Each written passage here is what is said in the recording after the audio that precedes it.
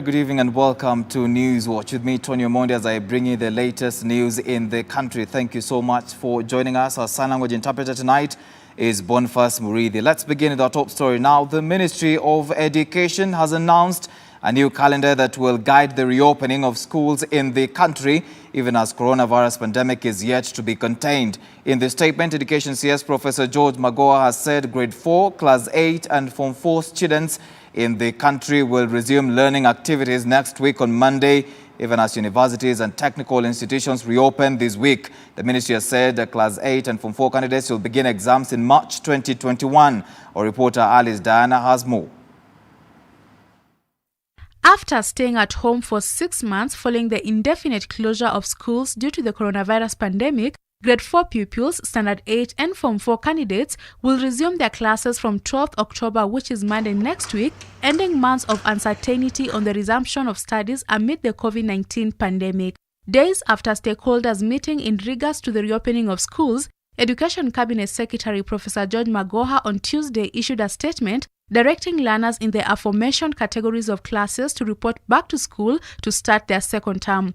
Teachers had already been directed to report to schools by the Teachers Service Commission to prepare for the reopening of schools, a move that received backing from teachers' unions NAT and KUPPET, who advised parents to ensure no child is left behind. We are saying children are safer in school in our hands as teachers than when they are at home. Full stop. The rest, we'll deal with them when we get to school. In a press release sent to newsrooms, CS Magoha issued a revised 2020 school calendar for examination candidates and grade 4 learners. The calendar directs that KCPE will start on March 22, 2021 and end on March 24, 2021. KCSE exams will start on March 25, 2021 and end on April 16, 2021, while marking of the KCSE exams will be done for 3 weeks from April 19 to May 7, 2021. Second term will take just 11 weeks, with schools closing on December 23, 2020, 2 days before Christmas. The learners will resume classes on January 4, 2021 for their third term after a break of 1 week and end the third term in April 2021. The Ministry of Education is, however, silent on when the rest of the classes will reopen. In an effort to contain the spread of coronavirus in places of learning, the Education Ministry wants school administrations to strictly ensure learners adhere to the COVID-19 protocols set by the Ministry of Health. The Ministry of Education already directed final year students in higher learning institutions to resume classes on October 5th as part of a progressive resumption of learning. For Hope TV Newswatch, I'm Alice Diana. Meanwhile, students at the Technical University of Mombasa have commended the government's decision to reopen higher learning institutions across the country. The students have assured the Ministry of Health and that of Education that they shall follow the set guidelines to curb the spread of the virus. Speaking at the Technical University of Mombasa, the students, however, urged the Ministry of Education to understand the difficult times and be lenient while demanding school fees. Wanaosha mkono vizuri, wanaenda madarasani, wana maintain social distancing na maelekezo yanayopewa na Wizara ya Afya. Pili ni masuala ya fee. Unajua uchumi umekuwa mgumu. Watu wamekaa nje muda mrefu, hakuna biashara, wazazi hawana. Baadhi ya wanafunzi wanajitegemea wenyewe. Tungeomba tu serikali kama ingeangalia tu kidogo namna ingeweza kusaidia hawa wanafunzi. That is all, but pia waangalie pia namna vile wengine watarudi na hizo sheria zifuatwe. We are very much grateful to the government today. Kwanza kabisa sisi tunasema shukrani kwa rais kufungua shule na kuwalau wanafunzi warudi waendelee na masomo yao. Imekuwa muda mrefu sana watu wameketi nyumbani miezi 5-6 bila kurudi shule, na wengine walikuwa wamesalia na wiki 2-3 wamalize masomo. Kwa hivyo ilikuwa jambo la kusikitisha hapo nyuma kuona kuna mikutano ya kisiasa, makanisa yakafunguliwa, wakaja wakafungua mpaka baa, lakini shule zilikuwa hazifunguliwa. Kwa hivyo it was a bold step kuamua kwa shule zifunguliwe. Sisi tunasema ni asante. Now, a look at the COVID-19 situation in the country. The country has recorded 137 new coronavirus cases in the last 24 hours after testing a sample size of 1,258. This now brings the total number of confirmed cases in the country to 39,586. LCS Dr. Rashid Aman said a high positivity rate of over 10% had been recorded from the new cases just a day after 22 cases were registered. At the same time, 296 more patients have recovered from the virus, bringing the total number of recoveries to 27,331. 8 more patients have succumbed to the virus, raising the number of fatalities in the country to 743. The 137 cases are distributed in the counties of Nairobi with 64, Turkana 34, Mombasa 12, Kiambu 8, Uasin Gishu 6, Trans Nzoia 4, Meru 1, Nakuru 1, Kajiado 1, Kericho 1, Kisii 1, Kisumu 1, Laikipia 1, Machakos 1, and Tharaka Nithi County 1.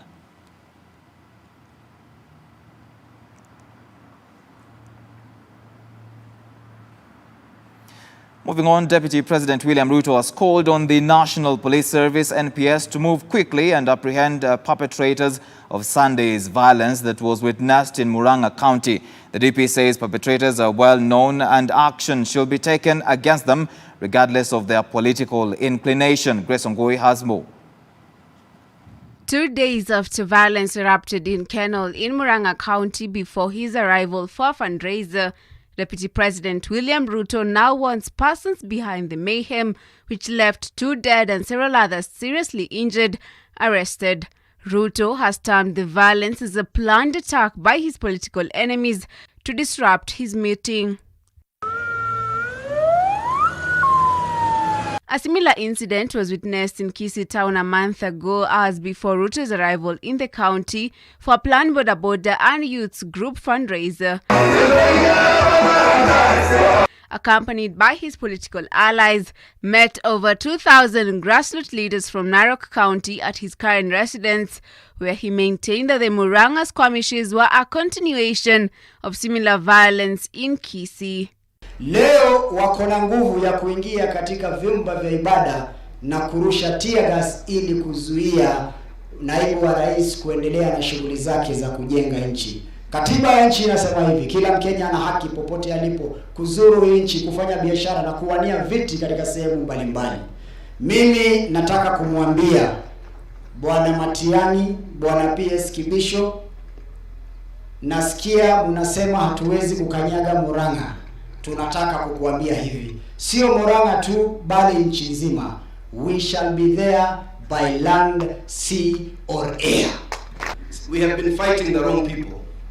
Sisi katika Central Kenya wako maskini na walalahoi kama sisi ambao wanatafuta kutambuliwa na usawa na hali zao za uchumi ziboreke kama sisi Wamasai, Wapwani na wengine wote.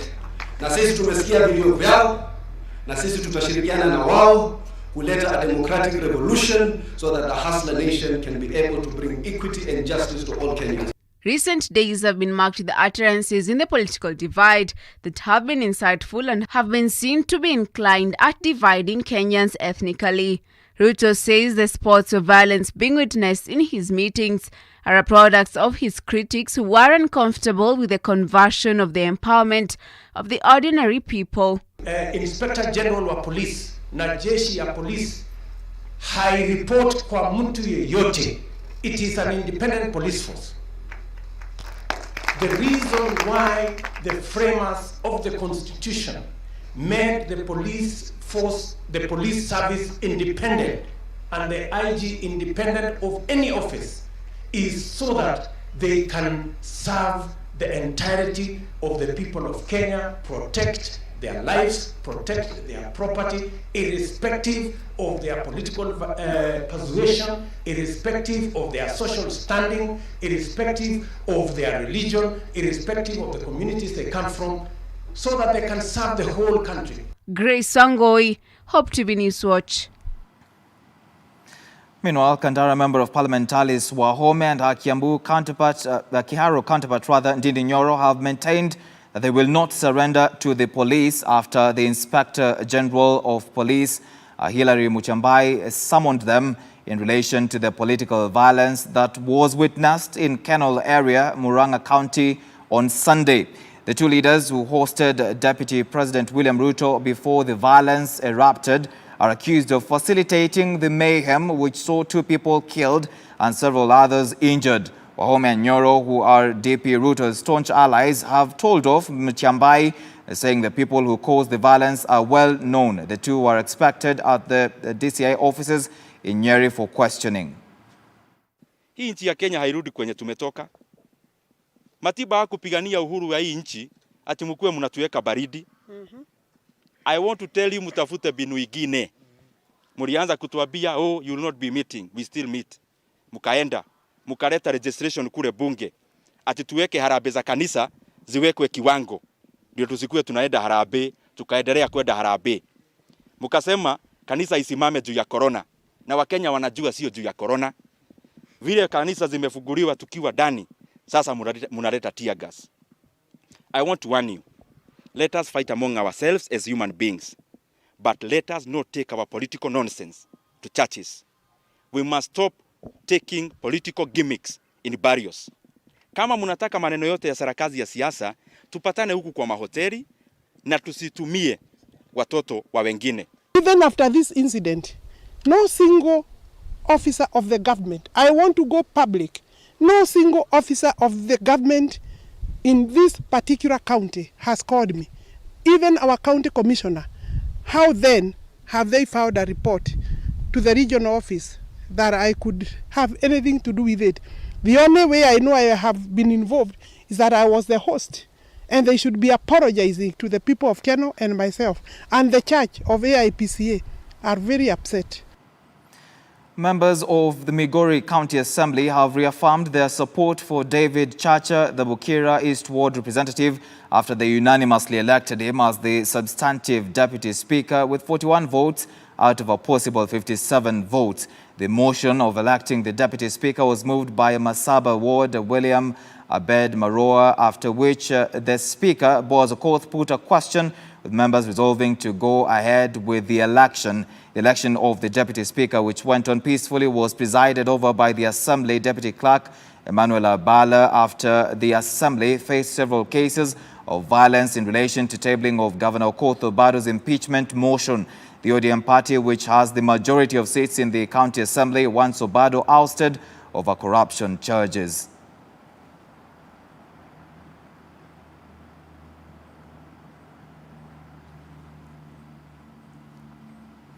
All right, let's now take a short commercial break on News Watch. We'll be back shortly with more stories. Don't go too far.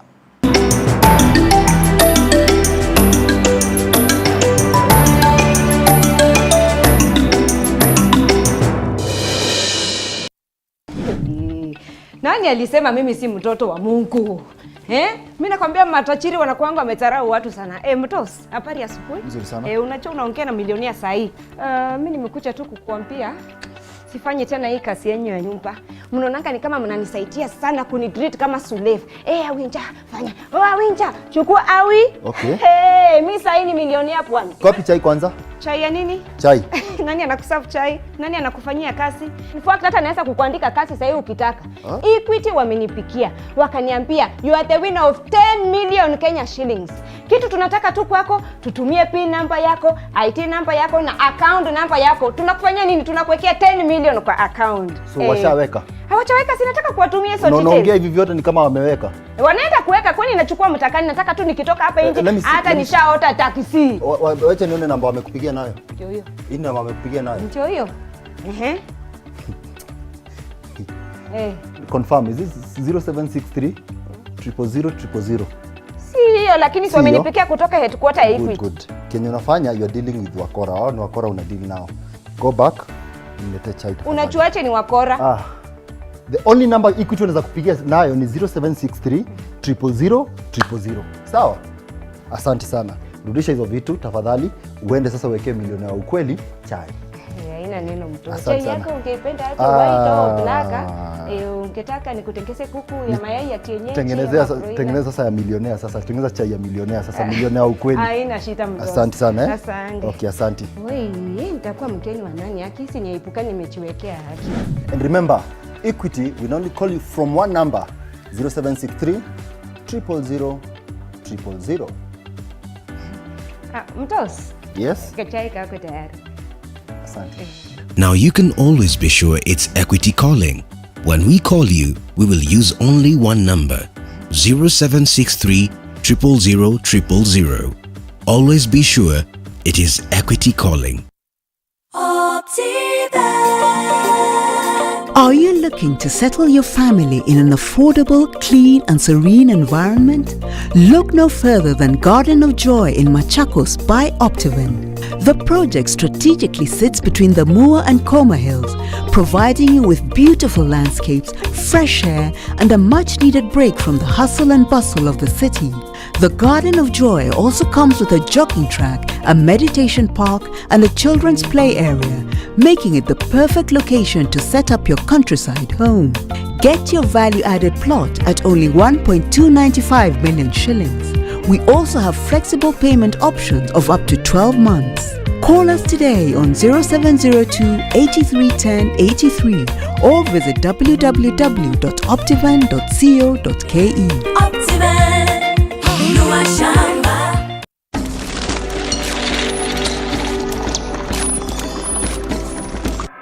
Events, news, Africa, the world. Our past, our future. Catch all this and more on Africa's Moment with Pete Ondeng. Is there really a future of hope for Africa? To believe or not to believe, that is the question. Who holds the key to Africa's escape from the dungeons of poverty and backwardness? Every Wednesday, right here on Hope TV at 8 p.m.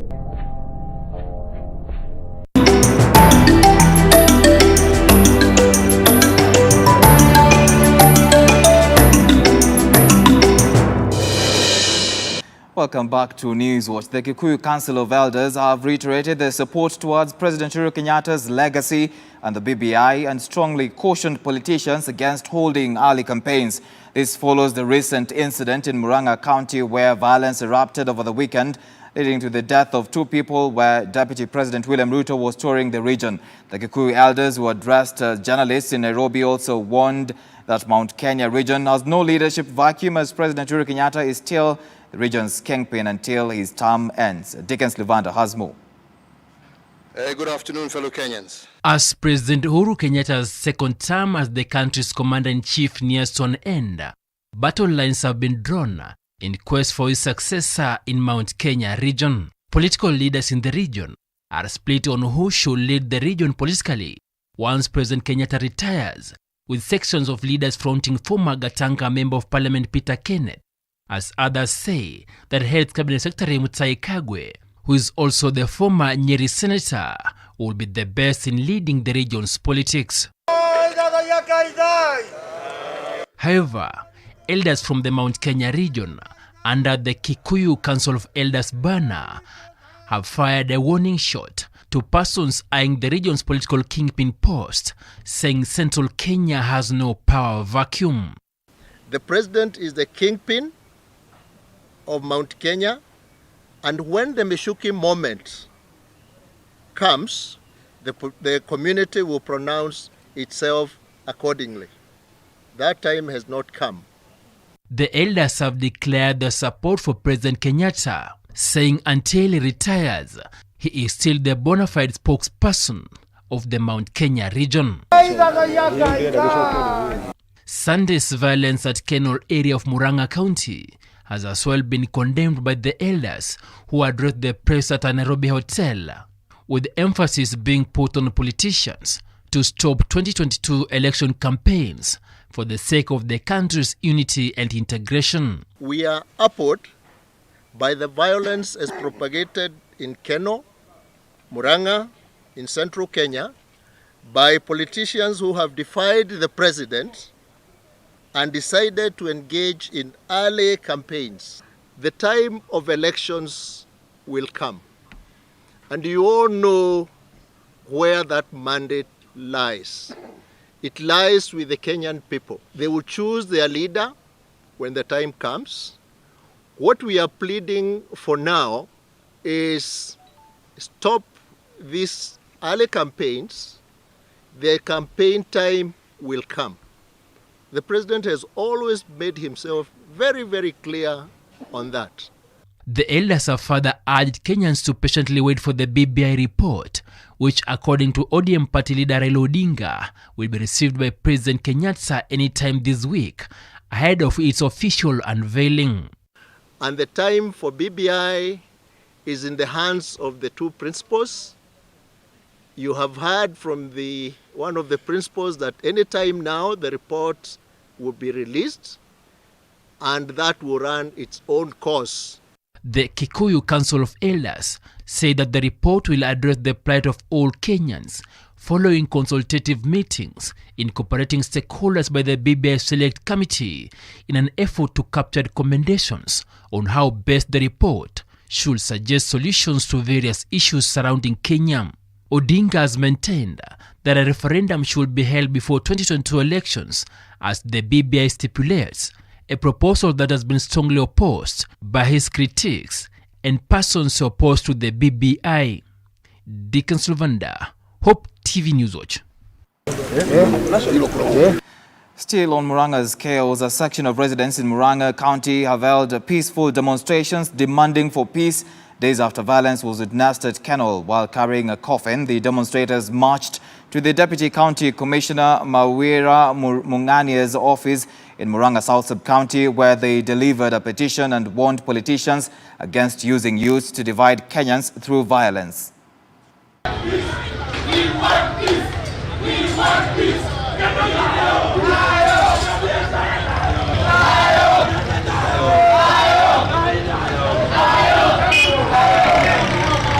We bring to your attention the unfortunate event of whereby 2 young people lost their lives.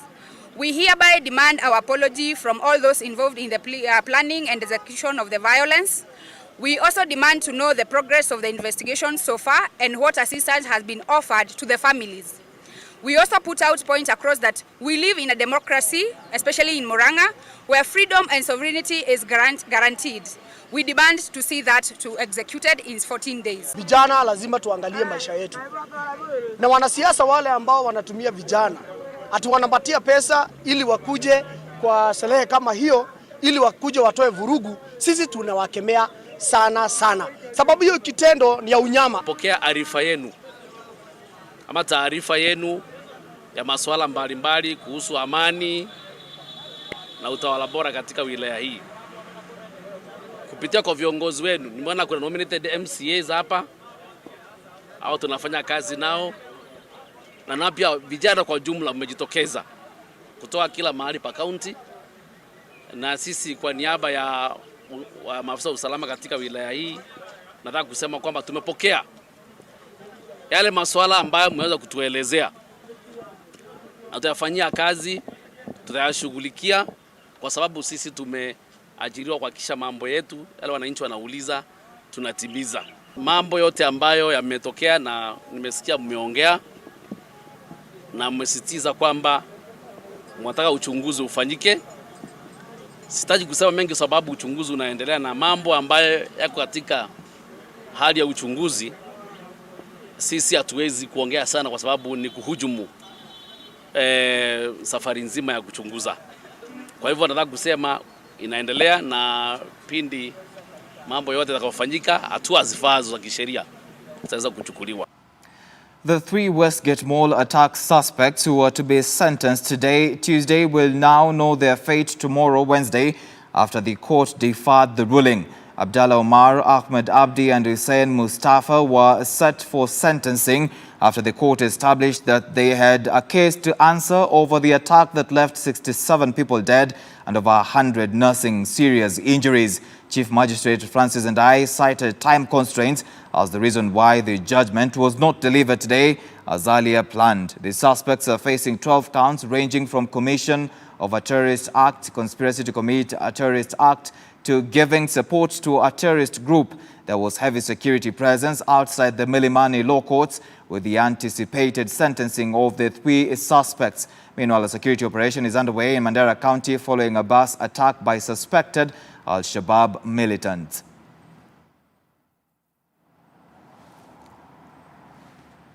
Tomorrow 8 in the morning, right?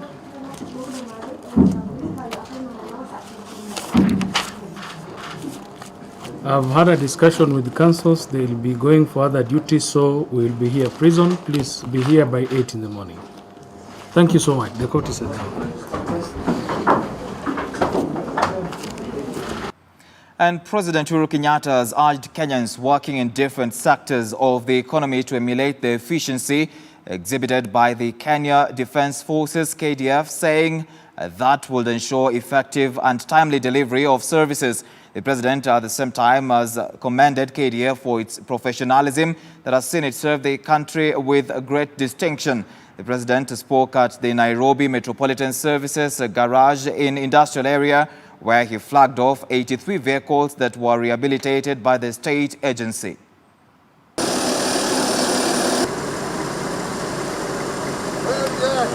...83 vehicles ambazo zilikuwa zimelala hapa, na vile nimesema zingine kwa private garages.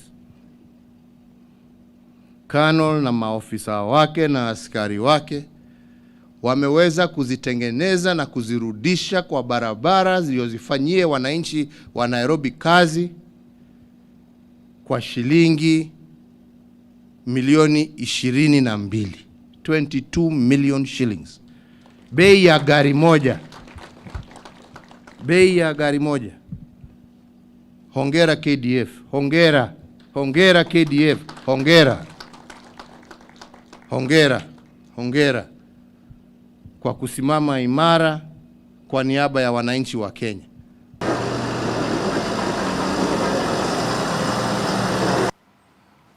Nominated Senator Christine Zawadi has challenged women in the country to seek elective positions for development.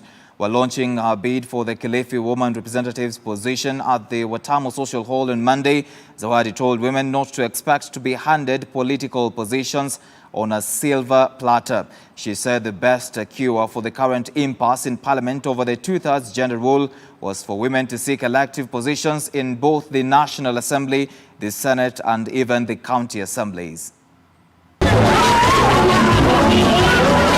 Kama kuna wakati wanawake ni wasimame, ni sasa. Kwanza, mwanamke hutaletewa nyumbani, ni wewe mwenyewe utoke ukatafute. Biblia iliangusha mana wakati wake. Wakati wa Biblia kuna wakati Mwenyezi Mungu aliangusha mana, lakini hakuletea mana ndani ya midomo ya watu. Mana iliangushwa nje, watu wakatoka wakaenda wakachukua wakala. Kwa hivyo ni sasa sisi ambao tuna kiu ya uongozi, hasa kina mama, wajitokezee wakati ni sasa. Sunza residents in Kinango, Kwale County have protested the construction of Dongo Kundu bypass over failure to compensate them for their land, fruit trees, fishing points that have been affected by the proposed bypass. Addressing the media during the protest, they said their land has been invaded by land grabbers and want their cries to reach the President and the office of the Director of Public Prosecutions, Nurdin Haji, to move with haste, speed and rescue them. Njeka Frederick Maroda, a resident and chair Jamii Social Fora, which fights for the rights of local residents, said over 3,000 families have been affected by the land wrangles with the Dongo Kundu bypass project after the government allegedly failed to compensate them.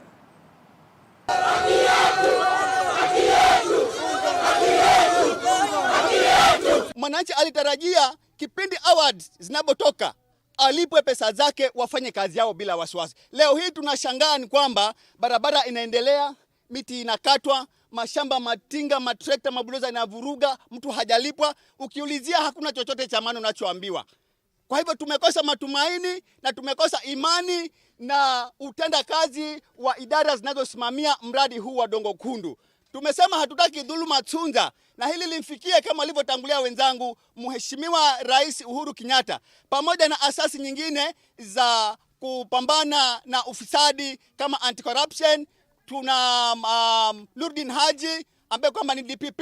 Kuna zile areas ambazo ni public utility ambazo zimechukuliwa, zile zirudi kwa wananchi, kama hizi mawangwa ambazo tuko nazo.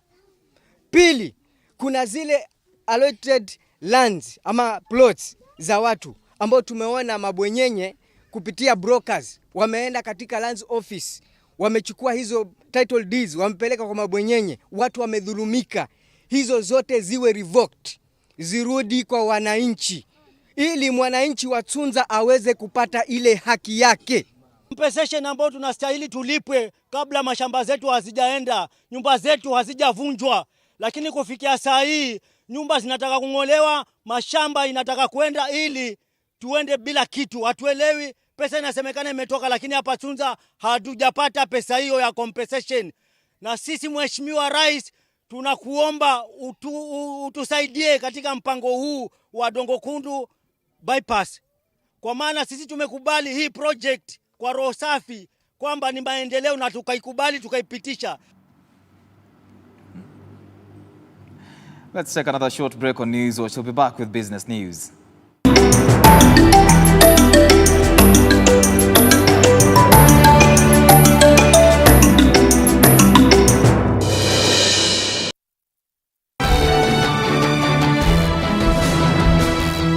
Angry president, a betrayed deputy president, and a burdened citizen. The spirit of BBI, we are losing it. How do we end up with immoral people leading the moral? Candid Talk. At the core of our being, we are spiritual. How should the church at this particular time show leadership? As long as God is not done with us, or He's not pleased with our repentance or our turning to Him, we may still continue suffering the consequences. Bold approach. Whatever you bind on earth is bound in heaven. Whatever you loose on earth is loose. Become a son. Your life and your well-being is completely dependent on God and His power. Spotlight.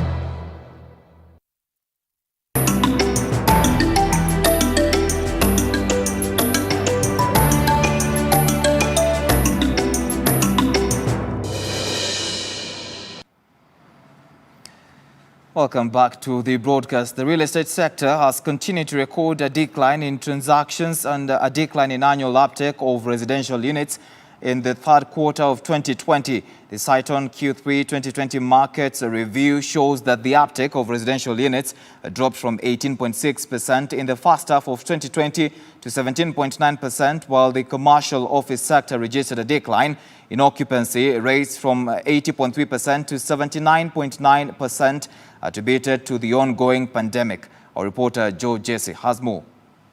The report also shows that apartments registered relatively higher average total returns to investors at 5.4% compared to detached houses at 4.2%. This has been attributed to higher demand as people downsized due to reduced disposable income.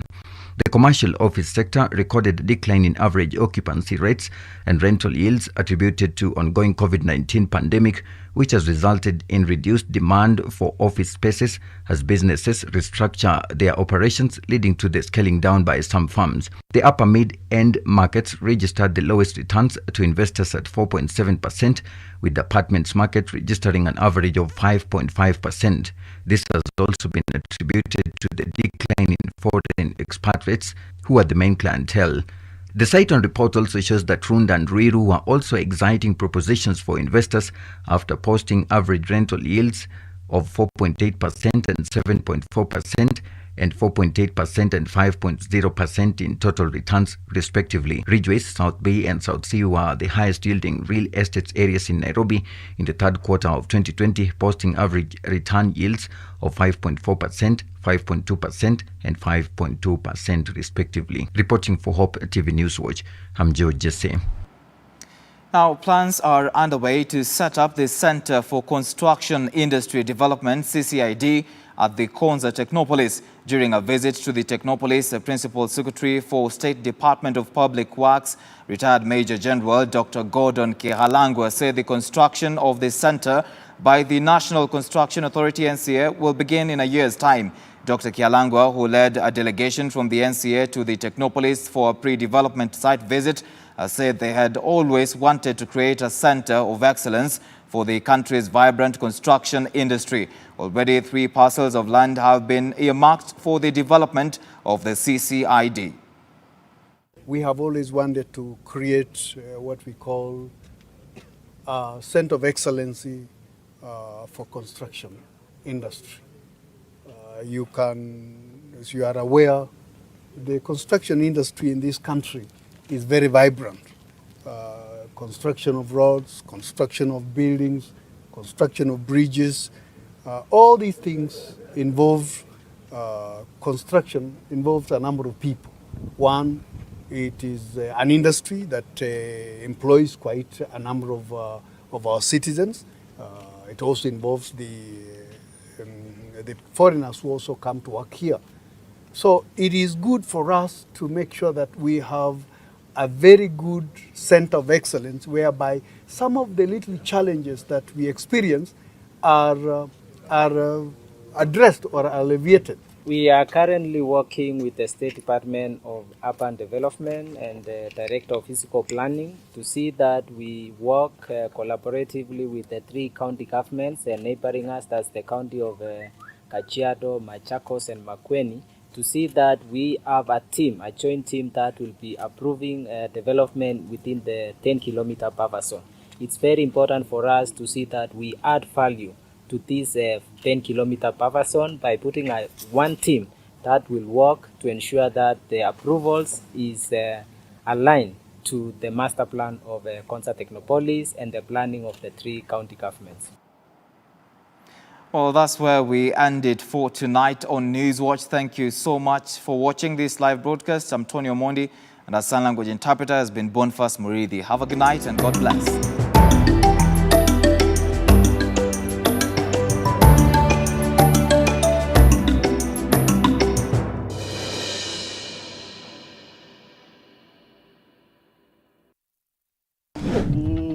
Nani alisema mimi si mtoto wa Mungu?